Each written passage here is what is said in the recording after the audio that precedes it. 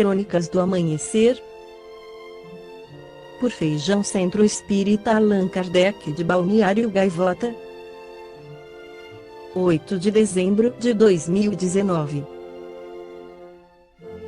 Boom da ficção anticientífica escancara ódio e sectarismo do mundo atual, parte 2. Medicina traz morte. A frase está escrita em vermelho na casa de número 128, onde deveria funcionar o posto de saúde em um vilarejo do Pantanal, onde 3 médicos são recebidos a paus e pedras quando chegam para vacinar a população. As cenas iniciais de O Escolhido, série brasileira da Netflix, mostram que a vida não está fácil para os cientistas em um mundo mediado por desinformação, gurus e fundamentalismos.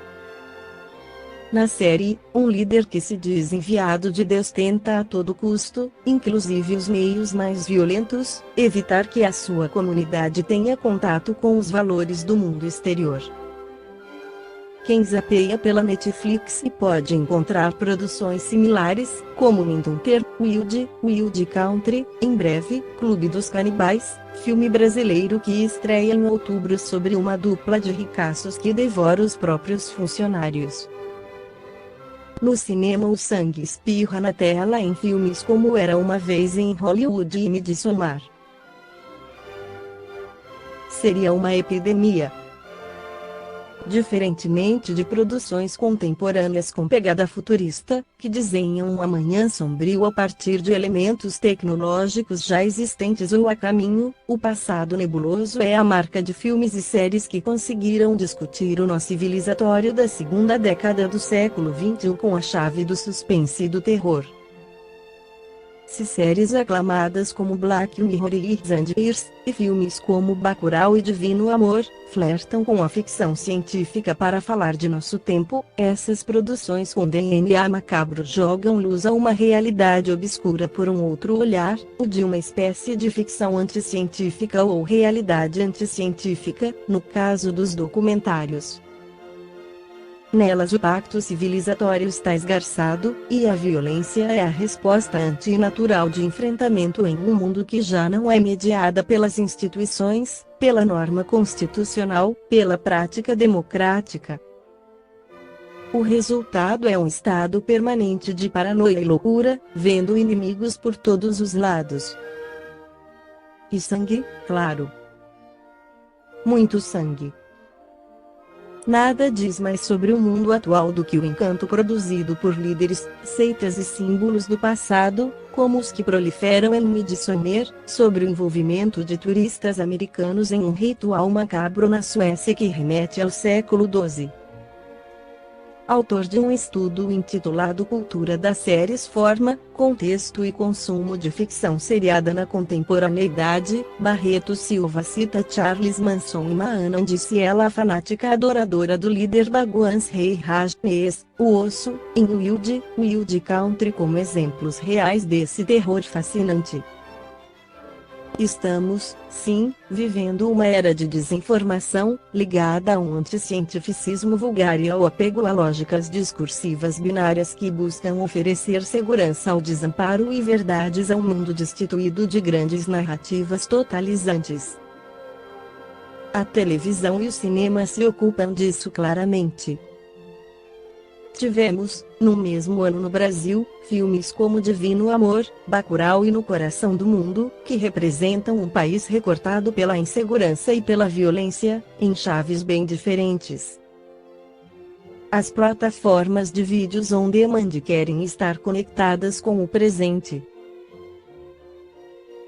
A vulgaridade do mal. Em um famoso artigo escrito para o Le Monde em 1975, o jornalista Alain Woodrow questionava como jovens franceses bem informados e com nível superior aderiram a seitas como a dirigida pelo reverendo Moon, multimilionário coreano autoproclamado Messias. Adriana Dias lembra que a questão não tem a ver com inteligência. A Alemanha era o país com mais pessoas com doutorado na época do nazismo. O que falta, diz, é informação. E, no caso do nazismo, não havia espaço para discordâncias, já que os adversários eram perseguidos e mortos. Ela começou a estudar movimentos brasileiros que negavam o Holocausto no início dos anos 2000 e até hoje se questiona como é possível que tanta gente ainda compre livros como Mein Kampf, de Adolf Hitler. Hitler nem bom estrategista era. Mein Kampf é uma infinidade de tonterias e teorias absurdas. Segundo ela, o encanto por líderes com ideias autoritárias ou esdrúxulas, atualmente, se dá em razão do assombro de uma geração que não acompanhou as mudanças trazidas pelas novas tecnologias. Muitos estão assustados em serem substituídas por algoritmos. O computador e a internet ainda são um mistério mágico para as pessoas. Enquanto algumas pessoas têm um conhecimento super aprimorado, outros estão entregues à caça às bruxas, ao encantamento do mundo, à magia, aos cultos. Lembram Salem em alguns momentos. Dias conta que, em sua dissertação de mestrado, usou o termo paranoia construída socialmente para entender movimentos que ela vê agora emergir e que compara vidros refratários à informação. Um exemplo desse movimento refratário, diz, é o terraplanista, icônico dos tempos atuais. A crença de que, na verdade, a Terra é plana mobiliza diversas pessoas pelo mundo, como mostra outra série da Netflix. Recentemente, o guru do clã Bolsonaro, Olavo de Carvalho, se manifestou dizendo que não tinha certeza se a Terra era redonda. Nas palavras de um ex-seguidor, o músico Lobão, o terraplanismo do astrólogo é criacionista. Ele acusa o ex-amigo de ter criado uma seita que força seus fiéis a defendê-lo a qualquer custo. Muitos estão em postos de poder no Palácio do Planalto e nos ministérios. Segundo Adriana Dias, o momento exige que se repense como aconteceram as guerras religiosas porque a história se repete. Muitas pessoas estão imersas no obscuro.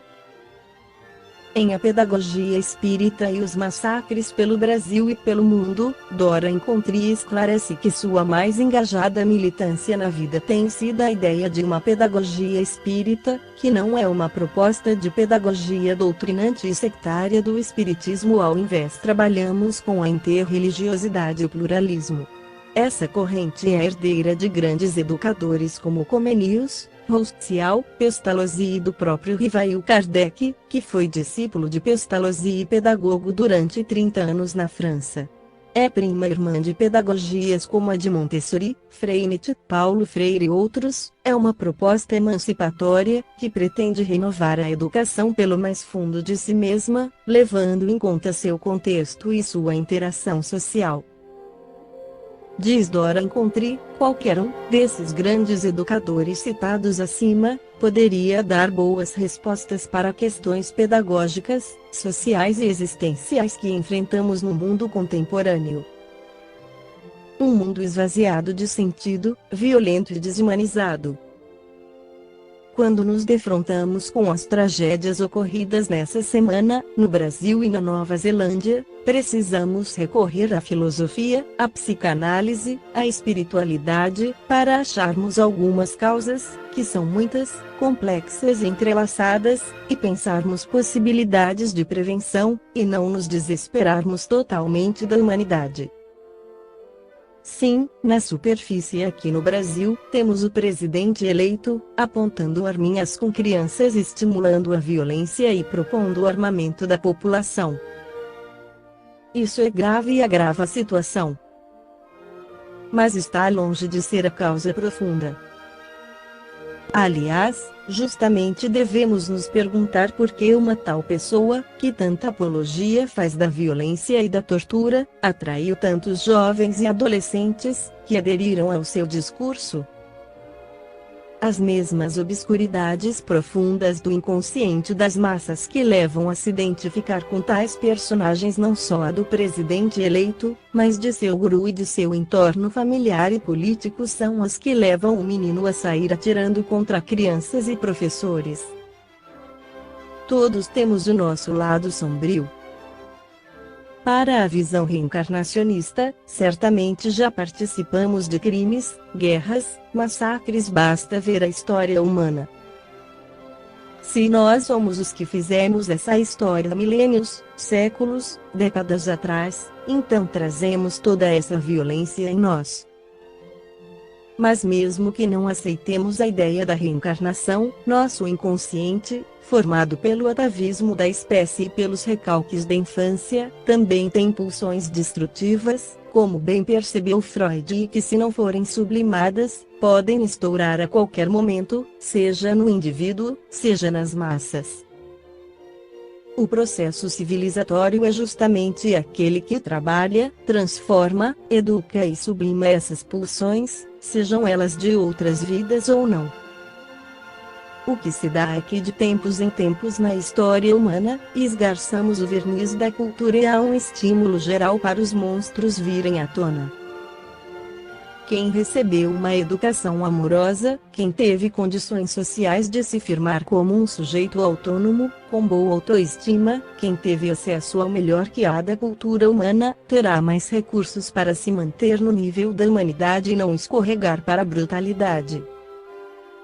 Mas, sabemos que mesmo uma nação educada, culta e supostamente civilizada, como a alemã, que teve um Bach e um Beethoven, um Goethe e um Bertold Brecht, resvalou para mais funda barbárie, com vasta participação popular, trucidando milhões de pessoas, com um discurso totalmente sem nexo.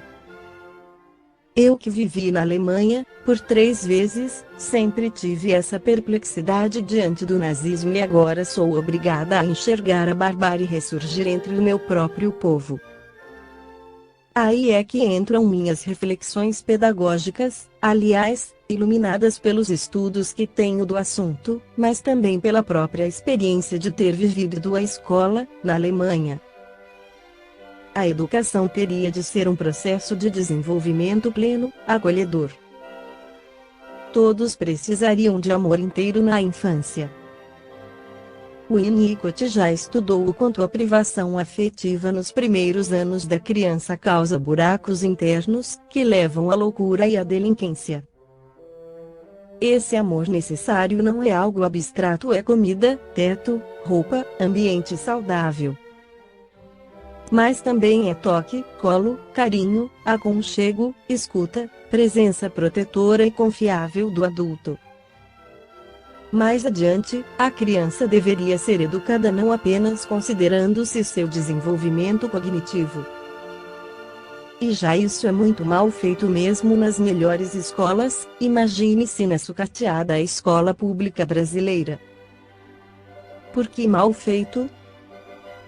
Porque a escola deveria ser estimulante, criativa, verde, afetiva, sem muros, com diálogo e democracia e não com regras impostas e chatice extrema. Mas além dessa parte intelectiva, a criança precisaria ter uma educação terapêutica. Aprender a analisar, expressar e trabalhar as próprias emoções. Não se sentir sozinha, rejeitada, cheia de medos e frustrações, sem possibilidade de diálogo e socorro. E nesse caso, ainda pior, na constituição do menino, que é chamado a ser o forte, o herói, o violento, o macho predador muitas vezes pelo pai ou pelas referências masculinas que tem em torno de si ou pela ausência delas.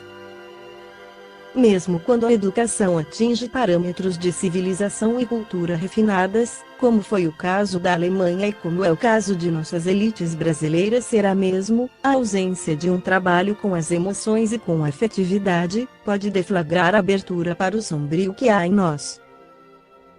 Obviamente que todas essas condições ideais de uma educação integral, formadora do ser e transformadora do mundo, dependem de concretas condições econômicas e sociais. Os pais dessas crianças, os professores desses alunos também precisariam ter sido cuidados, amados, e terem condições dignas de trabalho, alimentação e moradia.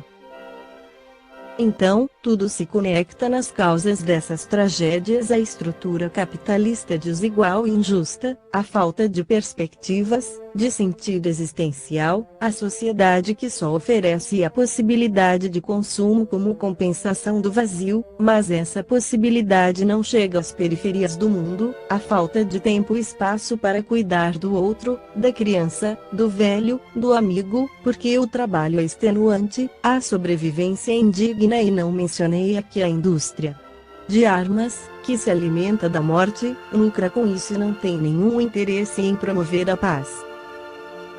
Então, para tudo, precisamos mudar todas as coisas. E talvez, essas grandes e terríveis tragédias em toda a parte, em que vemos a Deep Web alimentar os instintos mais ferozes e primitivos, em que há crianças e adolescentes se matando e sendo mortos, nos mostrem o quanto esse planeta está torto, o quanto está tudo errado e o quanto precisamos correr para mudar o que está posto. Nessa reflexão, a perspectiva da eternidade das múltiplas vidas conforta um pouco, mas não nos deve desacelerar na luta por uma sociedade mais humana. Mesmo porque, mais à frente, reencontraremos a própria história que tivermos ajudado a fazer. Esta foi a crônica do amanhecer de 8 de dezembro de 2019. Por Feijão Centro Espírita Allan Kardec de Balneário Gaivota. Que a paz esteja com todos.